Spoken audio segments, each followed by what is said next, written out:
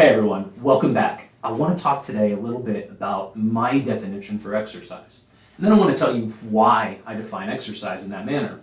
And I want to give you a little bit of background about what I'm talking about before I get into all of this. You know, the workout that we do here at The Perfect Workout and with high intensity training, it was extremely popularized by Dr. McGuff and John Little when they wrote together the book Body by Science, which it's one of the most recent books that's been written about high intensity training.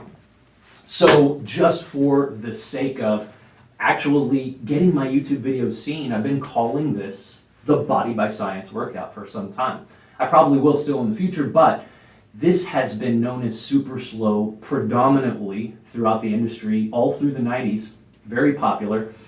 The book that really kicked off this methodology and began making it popular was the Super Slow Manual by Ken Hutchins. Now, Ken Hutchins is very much into linguistics, so he decided that he was going to define exercise, and no one had really done that before this point. And there's a lot of people today. If you ask these people what they define as exercise, they may tell you, oh, it's physical movement.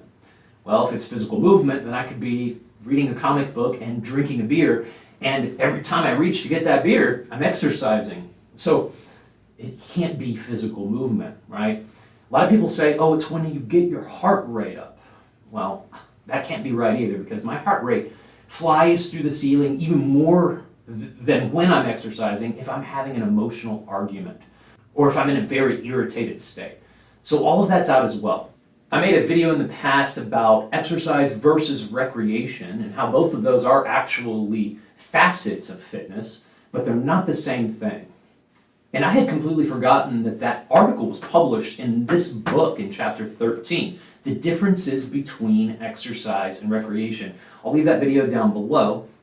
But in chapter 13, Ken Hutchins says that exercise in a nutshell is a process whereby the body performs work of a demanding nature. This makes a whole lot of sense. He actually takes it a little step further. And I'm going to read this to you. Like I said, Ken Hutchins is very specifically into linguistics. I'm actually going to leave his blog down below because he has a lot of really interesting things to say about linguistics and about exercise. I just purchased a couple more of his books from Jubei's website. I have not read them yet, but I'm looking forward to it. We also have some clients that from other studios here in Houston that'll send me some Ken Hutchins stuff every once in a while, which is really great. Ken Hutchins was from Houston, and so a lot of us have actually met him. Some of our trainers have followed him at his studio as well. So this is how Ken Hutchins defines exercise. Exercise is a process whereby the body performs work of a demanding nature in accordance with muscle and joint function in a clinically controlled environment within the constraints of safety, meaningfully loading the muscular structures to inroad their strength levels to stimulate a growth mechanism within minimal time. So what he's describing here is a studio setting where everything is clinically controlled. Now, I will say this. I agree 100% with his definition of exercise, except for I don't think that it's necessary to do exercise in a clinically controlled environment. That's the only stipulation that I make. I have done some workouts, just my own body weight, outside in a park, doing a biceps curl hanging from a bar, and I've got an incredible workout with all of these exercises, doing chin-ups and pull-ups. All of these things are exercise, and you can get a fully fatiguing workout doing it in that manner.